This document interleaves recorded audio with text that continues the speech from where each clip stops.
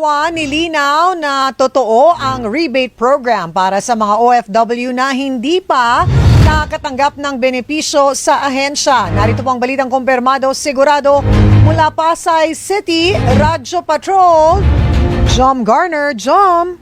Ang aming magandang hapon, lilinaw ni OWA Administrator PY Kauna na totoong may programa talaga ang OWA para sa mga OFW na miyembro nila ng 10 taon na pikit pa at hindi nakinabang sa kahit anumang programa, serbisyo o benepisyo mula sa ahensya. Ito'y matapos kumalat sa social media ang tungkol sa post na naglalaman ng impormasyon tungkol sa nasabing programa ng OWA. Alinsunod anya ito sa Republic Act No. 10801 o OWA Act kung saan makakatanggap ng rebate o porsyento ang isang OFW mula sa kanilang kabuang kontribusyon.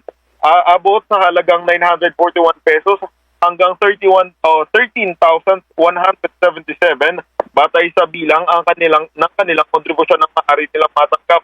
Maaring ang pamilya ng OFW ang magproseso ng OWA rebate kung ang OFW ay nasa ibang bansa pa, mayroong malubhang sakit o namatay na.